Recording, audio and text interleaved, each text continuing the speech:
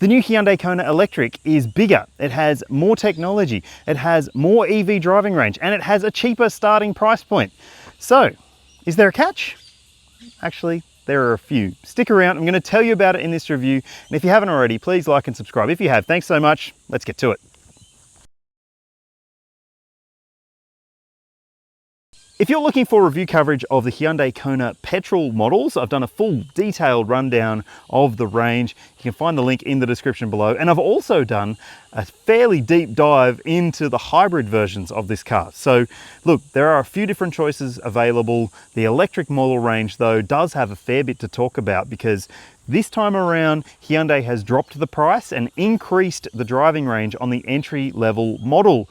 It now has 370 kilometers of EV driving range, which is more than 20% increase on the previous version, and it costs less money, $54,000 before on-road costs. Now, it does have a slightly less powerful motor than the other versions of this car. I'll get to that shortly, but it does come handsomely equipped with LED lighting on the outside and also LED daytime running lights. Plus, you've got 17-inch alloy wheels to make it a bit more cushy when it comes to country road driving.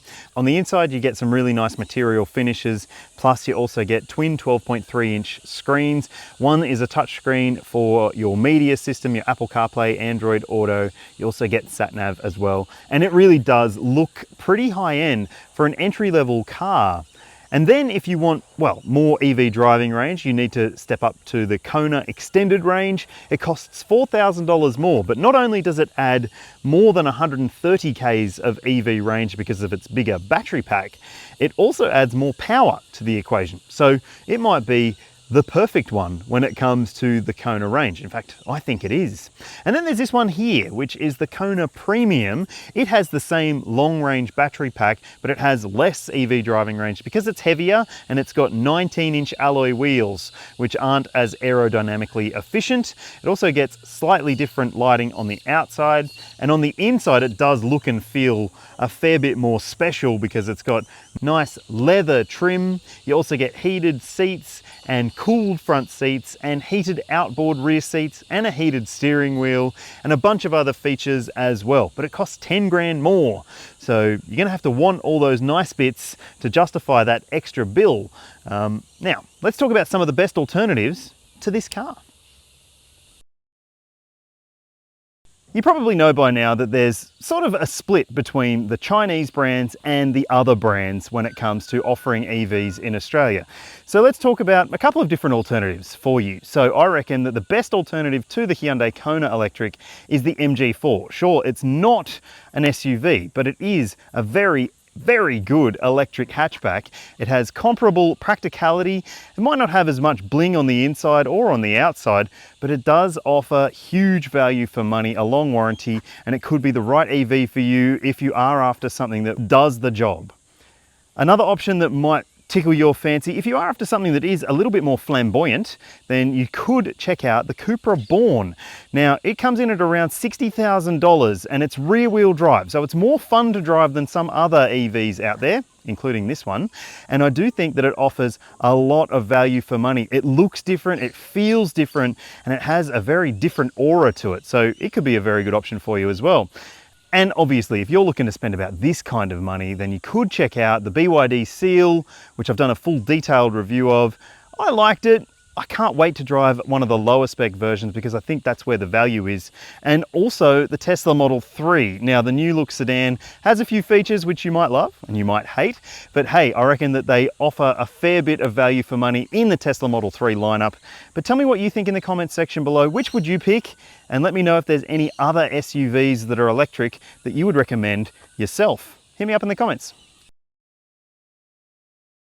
Just like the other versions of the Hyundai Kona, this model is 4.4 meters long, so it isn't necessarily a big SUV. In fact, it fits into that sweet spot that I often talk about for small SUVs. Now, styling wise, you can make up your own mind as to whether you think that the electric plug being there is a nice finish or not, but I do like those pixelated LED lights across the top, which is part of Hyundai's electric car identity, or its branding identity for its EVs.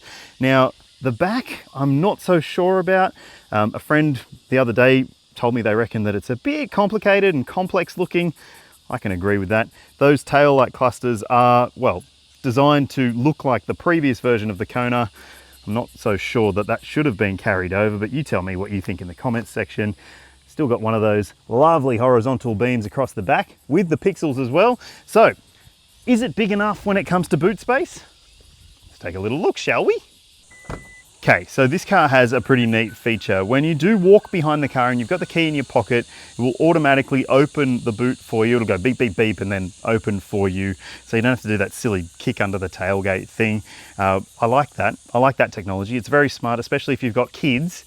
And look, the boot is going to be big enough for you if you do have kids, because it is pretty generous. You'll see the figure on your screen now in terms of the capacity of this boot space.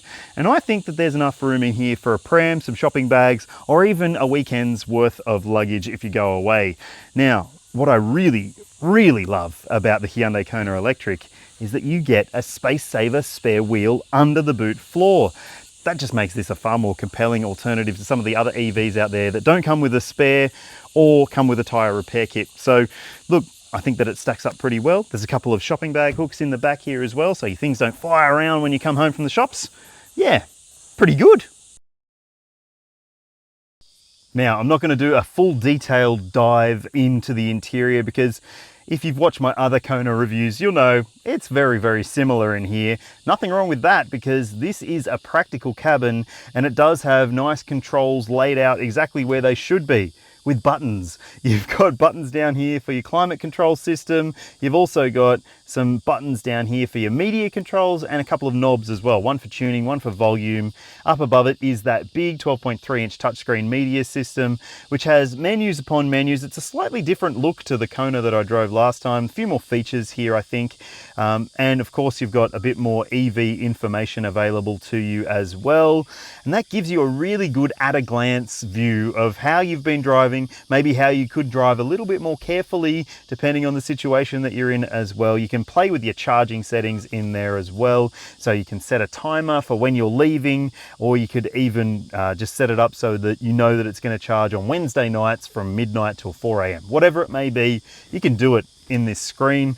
There's also the driver info screen here as well, which I think is a really nice layout. It's got simple controls and simple menus as well. You just use these controls on the steering wheel. Plus there's a head-up display in this grade. And I forgot to mention in the pricing section as well, this top spec premium version also gets a sunroof, but it's just a little one, but it does open. So, hey, that might be fine for you. Storage is pretty good. You've got a big open storage section here with cup holders, a little wireless phone charging mat there. You've got a few more buttons down below here for your drive mode selector, your heating and cooling for the seats, and this covered center console bin has a little removable tray as well, so that's pretty good.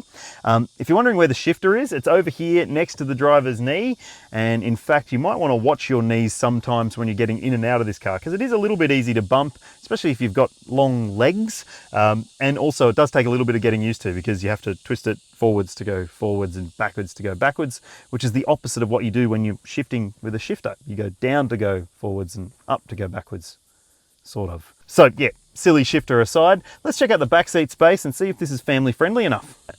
Backseat space in the Kona Electric is good enough for a 6-footer. I can fit behind my own driving position at 182 centimeters with good knee room, good foot room, decent headroom, a good view out. So it does tick the boxes in terms of accommodation. The seat's pretty comfy as well, and you will be able to fit 3 adults across the back, provided they're not sumo wrestlers. You've got a flat floor as well, and if you do need to put kids in the back, ISOFIX points in the window seats, 3 top tether points. If you are catering to adults, then you've got a flip down armrest with cup holders, or even just bigger kids, I guess. But anyone who sits in the back will be happy with the amenities. You've got a couple of mat pockets, some bottle holders in the doors, you've got directional air vents and USB-C ports down there, as well as a proper power point. So this car has vehicle to load charging, which means that it can run a laptop or some power tools or a charger, or maybe even your fridge if there's a blackout, something like that. So that's kind of neat to know. Oh, and as I mentioned earlier on, this car, the high-spec model, does have heated seats in the back. So window seat riders will be comfortable on their way to the snow or something like that. Okay, so you've got two choices when it comes to the powertrain options in the Hyundai Kona Electric. The entry-level model has a bit less power but the same amount of torque as the higher grade versions with the bigger battery pack, but it does still have seemingly enough grunt. But if you do need a little bit more and you want extra EV driving range, then you need to step up to the next model up in the lineup, and that offers you an extra 50-ish kilowatts. So you will notice that extra grunt, let me tell you. And it also means that you get the bigger battery pack. I'll tell you about the battery pack stuff in a sec. But there's a single speed transmission, and every single version of the Hyundai Kona Electric is front wheel drive. I wonder if that has any impact on the drive experience. We'll get to that in a sec, but next, let's talk battery stuff. The entry-level version has a 48 kilowatt hour battery, which is good for about 370 Ks of EV driving range on the WLTP standard. And if you choose the bigger battery version, it has a 64 kilowatt hour battery.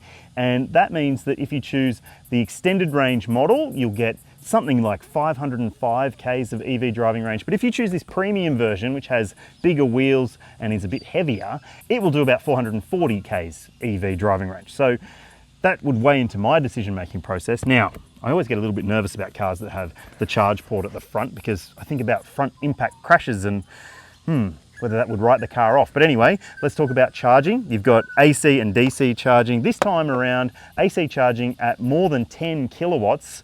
That means that you will need to have three-phase power at home if you want to take advantage of that.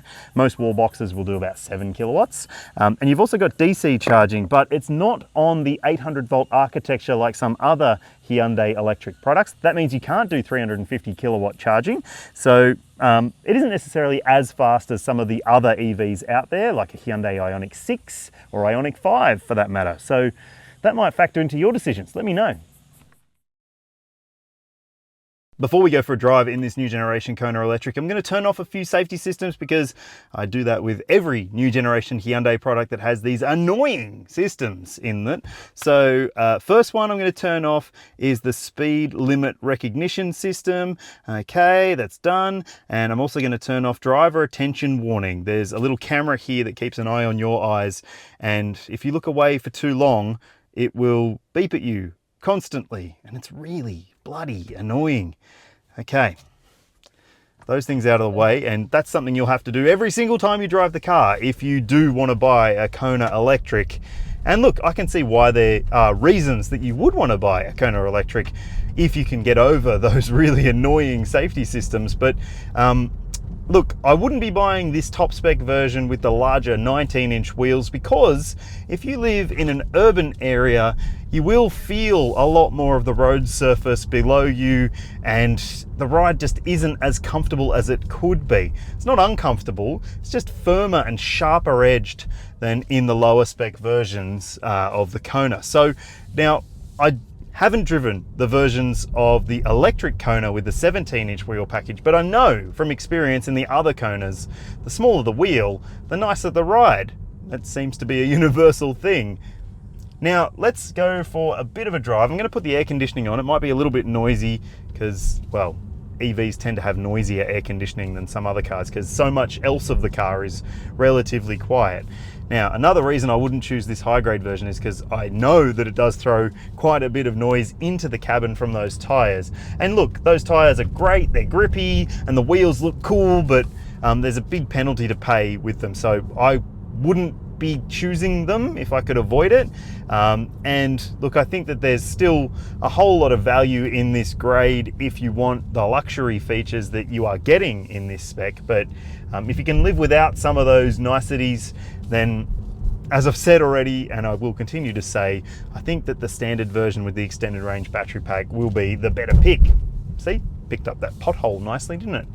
Now, acceleration, it's not necessarily as fast as like a Model 3 Performance or something like that, but most things aren't. So look, it is still fast enough, I reckon, and you're gonna have enough acceleration on hand here to basically get enough out of this car. It is quick enough. As I said though, I haven't driven that entry-level version of this car, so it has significantly less power, so it might feel a bit dull to drive in comparison. And look, there are different drive modes you can choose as well. If you put it in sport mode, it does definitely have a bit more zest to it, but it also shows the struggles of this car when it comes to getting the power down, because it's front wheel drive, and that means that you do have a little bit of a penalty to pay because it's also doing the steering at the front wheels. So when you accelerate, it will sort of torque steer you. It's called torque steer, where there's too much grunt trying to get down to the surface and the tire sort of tug the steering wheel in a certain direction. So it's a little bit annoying, especially if you are trying to get away from a standstill quickly, and if the surface is wet, and if the tires are cold. But look, if you're driving it like most EV drivers do, which is gently and trying to be, you know, I guess considerate of the amount of EV driving range that you've got left, then it's not going to be an issue for you. In fact, I find that sport mode is really a bit silly, so I put it into normal mode, and that's how I've been driving over my time with this car, and it's perfectly adequate. You've got nice, somewhat hefty steering. It is a little bit heavy, the steering in this car. And look, I think that it does live up to the agile sort of small SUV mindset in that regard, but it might be just a little bit too hefty in some situations, especially at lower speeds. Of course, being an electric car, you've got regen braking, and the beauty of it is that it's configurable. So there are 4 different levels you can choose from, and an I-pedal mode. So that will basically act like single pedal driving. I'm in I-pedal right now, so I'll take my foot off the accelerator and we're on a flat section, come to a complete stop. So you can rely on this car to be driven just on the accelerator pedal if you want. And it does have a pretty nice pedal feel to it if you are planning to actually use the friction brakes. Although I have noticed at times it can be a little bit skippy feeling under your foot. So that's not the most enjoyable sensation, but I think that because it's got the I-pedal driving, that's how I'd be spending my time in this car. I like single pedal driving when it's done well. And yes, it is environmentally conscious. It does have a little noise that plays outside of the car when you're driving at lower speeds, so pedestrians and cyclists around you can hear you coming, because in other cars, they can't hear you coming because they're bloody silent on the outside. All in all, apart from a bit of noise from the tires at higher speeds on the freeway, I think this is a pretty nice car. Apart from those annoying safety systems, of course. Now, let's talk about efficiency, because, hey, it's the name of the game, right? On your screen now, you will see the official energy consumption figure for the Kona Electric entry-level model. That is a pretty decent figure. If you can achieve that, you're gonna have some pretty efficient lifestyle motoring on your hands. And if you choose the versions with the bigger battery pack, I think that they live up to a pretty good standard when it comes to efficiency. And look, in my experience, Hyundai's, Kia's, Genesis models, they all tend to be pretty accurate with their efficiency when it comes to real world driving. And you'll see on your screen now what I've achieved across my time in this car, doing real world stuff, urban running, a bit of freeway, some city driving as well. So yeah, it's pretty good, I reckon. Now, I know I've already had my say about some of the safety technology being really hard to live with in this car in the driving section, but you know what's also not great? It's only got a 4-star ANCAP safety rating based on 2023 criteria. So that makes it an even more difficult pill to swallow, because that tech didn't help it score the maximum rating. So that's a bit rubbish. Now, you've also got some really good tech as part of this car, including autonomous emergency braking with pedestrian, cyclist and junction detection. You've got adaptive cruise control, active lane keeping assistance, blind spot monitoring, rear cross traffic alert, and a front and rear parking sensor system with a reversing camera. Now, if you step up to the premium version, this one here, you also get a blind spot view monitor. So that's a little camera that will feed onto the driver info screen to show you what's in your blind spot, and a rear AEB system if you choose this model. Plus, you also get a surround view camera, but I don't really think you need it, considering this car isn't that big, and the entry-level versions still have a pretty decent camera. Now, when it comes to airbag coverage, you've got dual front, front side, full length curtain and a front center airbag for a total of 7. Hyundai Australia offers a 5-year unlimited kilometre warranty for its models here, and you also get an 8-year 160,000 warranty for the battery pack. Now, there's also some pretty good stuff going on when it comes to servicing this car. The intervals are lengthy, 24 months or 30,000 kilometres per service. So you do get to do a lot of distance between coming back to the workshop, and the servicing costs are $520 per visit for the first 3 visits, or 90,000 Ks. So that seems like pretty affordable motoring.